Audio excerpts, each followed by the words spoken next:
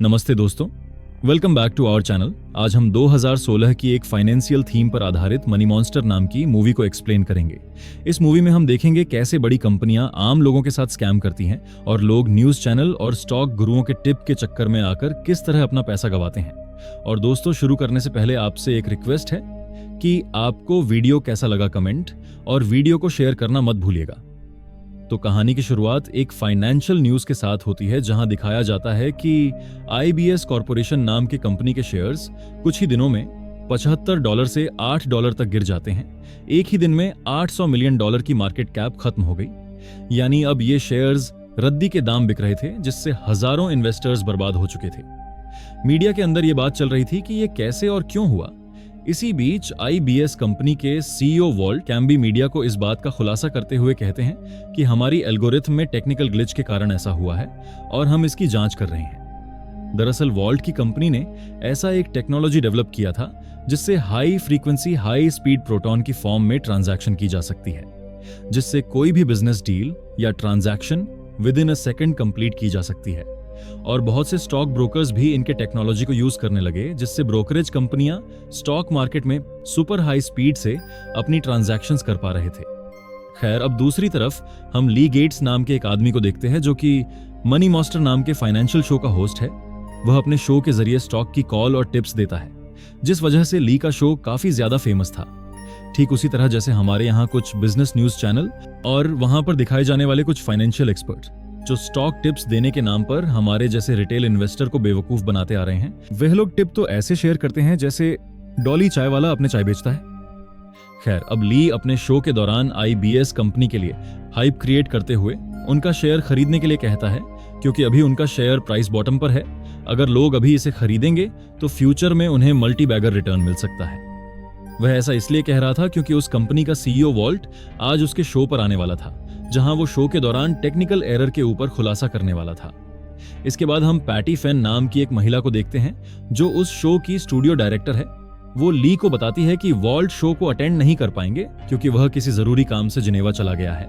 अब उसकी जगह कंपनी की चीफ कम्युनिकेशन ऑफिसर डायन लेस्टर शो को अटेंड करेगी। यह सुनकर ली बिल्कुल भी खुश नहीं था। फिर डायन के समझाने पर शो जारी रखने के लिए मान जाता है। दूसरी तरफ हम काइल बडवेल नाम के एक युवा लड़के को देखते हैं, जो डिलीवरी बॉय का काम करता है, और वह स्टूडियो में 2 बॉक्स डिलीवर करने के लिए आया था। क्योंकि वह अक्सर वहां चीजें डिलीवर करने आता था, सिक्योरिटी गार्ड भी उसे बिना चेक किए अंदर जाने देता है। अब ली अपने अंदाज में बैकअप डांसर्स के साथ डांस करते हुए शो को स्टार्ट करता है। अब जैसे ही शो शुरू होता है, तभी काइल गन निकालकर स्टेज पर आ जाता है और वह ऊपर की तरफ फायर करता है। तब गोली की आवाज सुनकर स्टूडियो पर मौजूद सभी लोग डर जाते हैं। यह देख पैटी फौरन वीडियो की फीड कट कर देती है। तब काइल ली पर गन तानते हुए कहता है कि अगर शो को जल्द दोबारा से लाइव नहीं किया तो मैं इसे गोली मार दूंगा। फिर पैटी उसकी बात मानते हुए तुरंत लाइव फीड ऑन कर देती है। इसके बाद काइल ली को उसकी लाई हुई बॉक्स को ओपन करने के लिए कहता है। जब वह बॉक्स को ओपन करता है, उसमें से एक बॉम्ब वेस्ट निकलता है, जिसे देख वह काफी डर जाता है। अब काइल उसे धमकाते हुए वेस्ट पहनने के लिए मजबूर करता है। ली के पास कोई ऑप्शन नहीं था, इसलिए वह ना चाहते हुए भी डर के मारे वेस्ट पहन लेता है। काइल के पास उस बॉम्ब का ट्रिगर भी था और वो कहता है कि अगर किसी ने भी होशियारी की तो वो ट्रिगर दबा देगा। ये सुनकर ली काफी ज्यादा डर जाता है और यही हाल वहां के क्रू मेंबर का भी था। इसलिए पैटी अपने टीम के कैमरामैन एंड साउंड टेक्नीशियंस को छोड़कर सबको बाहर जाने के लिए बोलती है। ये सब टीवी पर लाइव चल रहा था, लोग टीवी में सब कुछ देख पा रहे थे। तब पुलिस भी यह सब देखकर वहां पहुंच जाते हैं और बिल्डिंग को घेर लेते हैं। वहीं पर हम कैप्टन पावल को देखते हैं, जो वहां के इंचार्ज थे। वो सिचुएशन को पूरी तरह बिना समझे कोई भी एक्शन लेना नहीं चाहते थे, इसलिए वो लोग काइल की पूरी हिस्ट्री निकालने में लग जाते हैं और कैप्टन पावल पैटी को शो जारी रखने के लिए कहते हैं। अब दूसरी ओर स्टूडियो के अंदर ली काइल को शांत करने की कोशिश करता है, लेकिन वह काफी गुस्से में था। वो कैमरा में कहता है कि मेरे पास गन है, पर मैं कोई क्रिमिनल या टेररिस्ट नहीं हूं, बल्कि असली क्रिमिनल तो ये लोग हैं जो ऐसे शो के जरिए स्टॉक बाय या सेल की टिप या कॉल देने के नाम पर हमें बेवकूफ बनाकर हमारे पैसे लूटते आ रहे हैं। क्योंकि ये लोग मार्केट को मैनिपुलेट करके करोड़ों कमाते हैं और गवर्नमेंट भी इन पर कोई एक्शन नहीं लेता, क्योंकि यह सारा सिस्टम ही रिजिड है। दरअसल काइल कुछ महीने पहले ली का टीवी शो देखना शुरू किया था, जो कि उसे काफी पसंद आया। फिर वह ली की स्टॉक टिप के चक्कर में आकर अपनी सारी सेविंग्स आईबीएस के शेयर पर इन्वेस्ट कर दिया था, और जिनका वैल्यू अब लगभग ना के बराबर है, जो कि उसकी बेवकूफ़ी थी, क्योंकि किसी की कॉल या टिप्स पर कभी भी ट्रेडिंग या इन्वेस्टमेंट नहीं करनी चाहिए। अक्सर हमारे जैसे रिटेल इन्वेस्टर ऐसे टीवी शो, फाइनेंशियल इन्फ्लुएंसर या फिर स्टॉक मार्केट के गुरुओं के चक्कर में आकर अपनी पूरी जिंदगी की कमाई गवा बैठते हैं। खैर, अब ली उससे पूछता है कि क्या ये सब आईबीएस के बारे में है? अगर तुमने आईबीएस में पैसा खोया है तो उससे मेरा कोई भी लेना देना नहीं है। तब काइल लास्ट मंथ का टेप प्ले करने को कहता है जहां पर ली आईबीएस कॉर्पोरेशन के बारे में कहा था। तब पैटी वो टेप चला देती है जहां पर ली कहता है कि आज का स्टॉक है आईबीएस कॉर्पोरेशन, जो स्टॉक ऑफ द मिलेनियम है। इसके आईपीओ से लेकर अब तक की इसकी रिटर्न्स को देखिए, जो हायर हाई बनाते हुए लगातार ऊपर जा रहा है। यह स्टॉक बैंक के सेविंग अकाउंट से भी सेफ है और कोई इसमें पैसा नहीं गवाएगा। ली को यह देखकर अपनी गलती का एहसास होता है। वो काइल को उसके $60,000 अपने तरफ से देने का वादा करता है, जिस पर काइल $800 मिलियन की डिमांड करता है, जो उसके जैसे दूसरे इन्वेस्टरों ने भी खोया है। दूसरी तरफ डायन टीवी में यह सब देखकर अब कंपनी के रेपुटेशन के बारे में चिंता होने लगती है, क्योंकि अगर काइल ने ली को गोली मार दी तो कंपनी की बची कुची रेपुटेशन भी चली जाएगी। तो वो वॉल्ट के असिस्टेंट को उसके बारे में पूछती है, तो वह कहती है आखिरी बार उसके प्राइवेट जेट को हांगकांग में देखा गया था, उसके बाद से वह गायब है। तब डायन अपने सीनियर के ऑर्डर के अगेंस्ट वो फिर से लाइव शो में आ जाती है और वह काइल को शांत करवाते हुए कहती है कि ये एक टेक्निकल ग्लिच के कारण से हुआ है और हमारी भी सारी पेंशन इसके चलते डूब गई है। हम इसे सॉल्व करने की कोशिश कर रहे हैं। असल में उसे भी नहीं पता था कि ये ग्लिच कैसे हुआ है। अब जब डायन भी कुछ क्लियरली नहीं कह पाती, तब काइल को और भी गुस्सा आ जाता है। फिर वो स्क्रीन में शूट कर देता है, जिससे उसकी वीडियो कट हो जाती है। फिर वह पैटी से कांटेक्ट करके पूछती है आखिर शो में क्या हुआ। तब पैटी गुस्से में उसे कहती है कि तुम्हारी झूठी कहानी सुनकर वो भड़क गया और उसने टीवी स्क्रीन में शूट कर दिया। अगर तुम्हें कुछ भी पता नहीं है तो तुम जल्दी से पता लगाओ टेक्निकल ग्लिच की असली वजह क्या है। फिर डायन कंपनी के डायरेक्टर से बोलती है कि हमें मीडिया में क्लियर करना होगा कि आखिर कंपनी के सिस्टम में ग्लिच क्यों आया था। लेकिन कंपनी का डायरेक्टर वॉल्ट के आने तक कोई मीडिया में नहीं जाएगा बोलकर इनकार कर देता है। यह सुनने के बाद डायन खुद ही इस सिचुएशन को इन्वेस्टिगेट करने का फैसला करती है, क्योंकि अब उसे भी कंपनी के ऊपर शक होने लगता है। अब स्टूडियो में ली काइल से कहता है कि अगर मेरी इस रिकमेंडेशन से तुम्हारा लॉस हुआ है तो मैं ही उसे ठीक करूंगा। इस शो को अब सब लोग देख रहे हैं और सबके पास ट्रेडिंग अकाउंट भी है। वह लाइव शो में आईबीएस को ट्रिपल बाई का रेटिंग देते हुए उसकी लाइफ बचाने के लिए सबको वह शेयर खरीदने को कहता है। कुछ लोग शेयर बाई करने लगते हैं और धीरे धीरे शेयर का प्राइस बढ़ने लगता है, लेकिन सेलिंग प्रेशर के कारण फिर से प्राइस नीचे गिरने लगता है। तब काइल उसे देखकर हंसते हुए पूछता है अब तुमको तुम्हारी औकात पता चल गई। स्टॉक मार्केट में कोई किसी का सगा नहीं होता और पैसा ही भगवान होता है।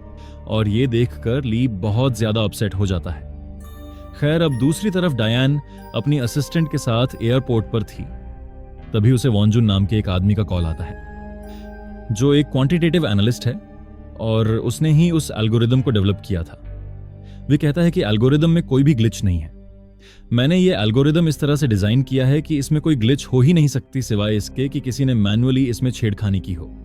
तब डायन उससे पूछती है ऐसा कौन कर सकता है, तो वह मैं इससे ज्यादा और कुछ नहीं कह सकता ये कहकर वो कॉल कट कर देता है। तभी वहां पर वॉल्ट का प्राइवेट जेट लैंड करता है। डायन और वॉल्ट रिलेशनशिप में थे, इसलिए डायन के मांगने पर वह अपना बैग दे देता है। फिर डायन चुपके से वॉल्ट का पासपोर्ट चेक करती है, तो उसे पता चलता है कि वॉल्ट तो जिनीवा गया ही नहीं था, बल्कि वो तो अफ्रीका गया था। यानी उसने सभी लोगों से झूठ बोला था। तब डायन को उस पर शक होने लगता है। अब वो यह सारी बातें पैटी को बता देती है और साथ ही यह भी बताती है कि वॉल्ट फेडरल हॉल बिल्डिंग में रुकने वाला है ताकि मीडिया उस तक न पहुंच सके। फिर पैटी 2 हैकर्स को कांटेक्ट करती है जो उसके लिए काम करते थे इंफॉर्मेशन वगैरह निकालने के लिए। वह उन्हें जल्दी से वॉल्ट कैम्बी के सिस्टम को हैक करके पता लगाने के लिए कहती है कि आखिर पिछले 1 हफ्ते में वॉल्ट कहां गया था और वो किस से मिला था। दूसरी तरफ मनी मॉन्स्टर के बिल्डिंग के बाहर कैप्टन पावल दूसरा कोई ऑप्शन ना होने के कारण ली के वेस्ट पर लगी रिसीवर पर शूट करने का फैसला करता है। रिसीवर पर गोली लगने से बम डिफ्यूज हो सकता है, पर ली ने वेस्ट पहन रखा था, इसलिए गोली उसे लगने वाली थी। फिर भी वो इस प्लान को फॉलो करने लगते हैं, क्योंकि उन्हें लगता था गोली लगने के बावजूद उसके बचने के 80% चांसेस है। लेकिन पैटी के असिस्टेंट वहीं पर खड़ी उनकी बातें सुन लेती है और वह पैटी को ये सारी बातें बता देती है। अब पुलिस बिल्डिंग में इंटर करने लगती है। पुलिस बाकी के क्रू मेंबर को भी बाहर भेजने लगते हैं। तब पैटी ली को कैप्टन पावल के प्लान के बारे में बता देती है कि वो उस पर शूट करने वाले हैं और साथ ही स्नाइपर का लोकेशन जो कि उसने देख लिया था वह यह भी उसे बता देती है। अब जब पुलिस का स्नाइपर गोली चलाता है तब ली उस बुलेट को डॉज करते हुए काइल की ओर भागता है और वह काइल पर हमला कर देता है। वह बॉम्ब के ट्रिगर को कसकर पकड़ता है ताकि वह पैनिक करके बॉम्ब को डेटोनेट न कर दे। वह काइल से कहता है कि वॉल्ट मिल गया है जो कि इस समय फेडरल हॉल पर है, तुम मेरे साथ कोऑपरेट करो और उसे मैं एक्सपोज करूंगा। अब ली को अपना गलती का एहसास हो गया था क्योंकि उसने बिना सोचे समझे आईबीएस का स्टॉक रिकमेंड किया था और इस वजह से लोगों ने अपने पैसे गंवाए। वो अब इस चीज को सुधारना चाहता था। काइल उसकी बात मान जाता है। अब ली काइल को अपने साथ लेकर स्टूडियो से बाहर जाने लगता है। वो कैमरामैन लेनी को भी अपने साथ आने को कहता है। अब ली काइल को लेकर बिल्डिंग के बाहर निकलता है।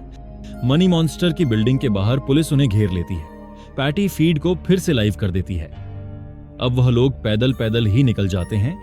ली काइल के पीछे छुपकर चल रहा था क्योंकि उसे डर था कि पुलिस वाले कहीं फिर से रिसीवर पे गोली न चला दे। फिर पुलिस के साथ साथ लोगों की भीड़ भी दोनों को फॉलो करते हैं। वह लोग फेडरल बिल्डिंग की ओर जा रहे थे जहां पर वॉल्ट था। न्यूज नेटवर्क्स इस इवेंट को इमरजेंसी की तरह ब्रॉडकास्ट कर रहे थे। रास्ते में काइल ली से यह कहता है कि बॉम्ब वेस्ट नकली है, ये एक फेक वेस्ट है सिर्फ तुम्हें डराने के लिए। मैंने इसे बॉम्ब की तरह डिजाइन किया था। इसे सुनकर ली सरप्राइज्ड हो जाता है। फिर वो कहता है कि पुलिस को लगता है ये रियल है तो इसलिए ये ड्रामा चालू रखो। दूसरी तरफ फेडरल हॉल में डायन वॉल्ट को फ्रेश होने के लिए कहती है और वह उसका मोबाइल चुरा लेती है। फोन को चेक करने पर उसे चैट मैसेजेस से उसको यह पता चलता है कि वॉल्ट साउथ अफ्रीका के किसी माम्बो नाम के आदमी से मिलने गया था। अब वो ये बात पैटी को बता देती है तो वह फौरन अपने असिस्टेंट को माम्बो के बारे में जानकारी निकालने को कहती है। फिर उसे पता चलता है माम्बो अफ्रीका में मौजूद प्लैटिनम माइन में काम करने वाले मजदूरों का यूनियन लीडर है जिसने हाल ही में मजदूरों के साथ मिलकर माइन में स्ट्राइक कर रखा है। और तभी उसे रॉन नाम के आदमी का कॉल आता है जो पैटी को इन्फॉर्म करता है कि जिस समय आईबीएस कॉर्पोरेशन के सिस्टम में ग्लिच हुआ था उस दिन अचानक से आईबीएस कॉर्पोरेशन के ट्रेडिंग ट्रांजैक्शन 90% तक कम हो गए थे। अब ये बात पैटी डायन से पूछती है कि ट्रेडिंग ट्रांजैक्शंस 90% तक कैसे कम हो सकती है। तब डायन कहती है यह तभी पॉसिबल है जब उनके सिस्टम को शट डाउन कर दिया जाए। अब उन्हें पक्का यकीन हो जाता है कि वॉल्ट ने ही कुछ गड़बड़ की है। अब वॉल्ट भी न्यूज में देख लेता है कि वह लोग उसके बिल्डिंग की तरफ आ रहे हैं और वह वहां से भागने लगता है।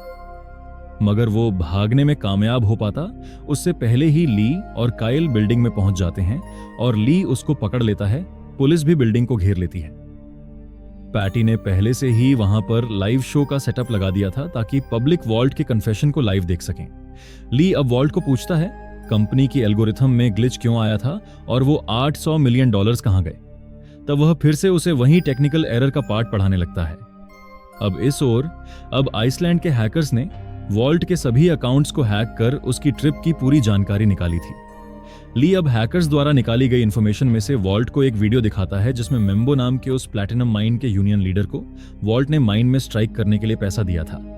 स्ट्राइक की वजह से माइन कंपनी की शेयर प्राइस गिर गई और वॉल्ट ने एल्गोरिथम में ग्लिच दिखाकर कंपनी के अकाउंट से 800 मिलियन निकाल लिए और उस पैसों से माइन कंपनी के शेयर्स को सस्ते में खरीद लिया। जब स्ट्राइक खत्म होता तब शेयर प्राइस फिर से ऊपर चला जाता और वॉल्ट अपने शेयर्स को ऊंचे दामों में बेचकर खूब सारे पैसे कमाता। मगर माम्बो ने उसके कहने पे स्ट्राइक करवा तो दी, पर जब वॉल्ट इन्वेस्टमेंट के बाद स्ट्राइक को बंद करवाना चाहता था तब माम्बो ने उसकी बात नहीं सुनी और माइन में स्ट्राइक चलती रही जिससे वॉल्ट को बहुत बड़ा नुकसान हुआ। उसी चीज को हैंडल करने के लिए वह अफ्रीका गया था, लेकिन वॉल्ट यह सब मानने से इनकार कर देता है। तब ली एक और वीडियो चलाता है जिसमें वॉल्ट और माम्बो के बीच तगड़ा आर्गुमेंट चल रहा है। तो यहां क्लियर हो जाता है कि यह सब कुछ वॉल्ट का किया धरा है। अब काइल उस बॉम्ब वेस्ट को ली को वॉल्ट को पहनाने के लिए कहता है और वॉल्ट को सबके सामने अपनी चोरी को कबूल करने को कहता है, नहीं तो वो मारा जाएगा। लेकिन वह भी कम जिद्दी नहीं था। वो ये कहता है कि ये बिजनेस है और स्टॉक मार्केट में ऐसा ही होता है। तब काइल गुस्से में वॉल्ट को आखिरी चांस देता है। तब जाकर वह डरकर अपनी गलती मान लेता है और कहता है उसने ही सिस्टम में ग्लिच को पैदा किया था ताकि वो $800 मिलियन निकाल सके। वो माइन के स्टॉक प्राइस को मैनिपुलेट करके खूब सारा पैसा बनाने वाला था, मगर किस्मत ने उसका साथ नहीं दिया। वॉल्टर ये भी क्लेम करता है कि उसने कुछ भी गलत नहीं किया है, क्योंकि ऐसे स्कैम तो बड़ी बड़ी कंपनियां रोज करती हैं, जो स्टॉक प्राइस को मैनिपुलेट करके खूब सारा पैसा बनाती हैं। और अगर छोटे ट्रेडर्स बर्बाद भी हो जाएं, तो इस बात से किसी को भी फर्क नहीं पड़ता, क्योंकि उन लोगों से हमने तो नहीं कहा था कि स्टॉक्स में इन्वेस्ट करो। वहीं लोग इजी मनी बनाने के लिए इन्वेस्ट करते हैं और ऐसे ही ज्यादातर छोटे ट्रेडर्स बर्बाद हो जाते हैं। तो वॉल्ट की बेशर्मी देखकर काइल को गुस्सा आ जाता है और वह बॉम्ब का डेटोनेटर उसकी साइड में फेंक देता है। तभी एक स्नाइपर पैनिक में आकर काइल को गोली मार देता है, जिससे उसकी वहीं पर मौत हो जाती है। ये सब देखकर ली काफी दुखी होता है, क्योंकि वो काइल की मौत के लिए खुद को जिम्मेदार मानता है। सभी लोग इस शूट आउट को लाइव देखते हैं। काइल के प्रति लोगों के मन में हमदर्दी थी, पर वो लोग भी हेल्पलेस थे। जब सब कुछ थोड़ा शांत हो जाता है, लोग ऐसे काम पर लौट जाते हैं जैसे यह सिर्फ एक रियलिटी टीवी शो था। किसी को भी नहीं पड़ी थी कि एक मासूम ने एक तरह से उनके लिए भी अपनी जान गंवाई, ताकि उनकी पैसे आगे बर्बाद ना हो और ये ब्लू कॉलर वाले जो खुद को कानून से ऊपर समझते हैं, उन्हें सजा मिल सके। अगले दिन न्यूज चैनल में दिखाते हैं कि क्यों काइल ने इतना सीरियस कदम उठाया, क्योंकि कुछ महीने पहले ही बीमारी के कारण उसकी मां की मौत हुई थी। उसके फाइनेंशियल कंडीशन बहुत ही खराब थी, इस वजह से वह अपने प्रेग्नेंट वाइफ को भी अच्छे से सपोर्ट नहीं कर पा रहा था। दोनों ने सालों की मेहनत के बाद किसी तरह से वह पैसे जमा किए थे, जो वॉल्ट के कारण एक ही रात में डूब गया। दूसरी तरफ वॉल्ट के ऊपर ज्यादा से ज्यादा फॉरेन इलीगल बिजनेस प्रैक्टिस का मुकदमा चलता है। आखिर में हम ली और पैटी को देखते हैं, जिनका शो मनी मॉन्स्टर और भी ज्यादा पॉपुलर हो जाता है और दोनों अपने अगले असाइनमेंट के बारे में डिस्कस कर रहे होते हैं और यहीं पर मूवी खत्म हो जाती है। जुड़े रहने के लिए धन्यवाद। अगर आपको वीडियो अच्छी लगी हो तो लाइक, शेयर और नए हैं तो सब्सक्राइब करना ना भूलें। मिलते हैं अगली बार और एक रोमांचक कहानी के साथ।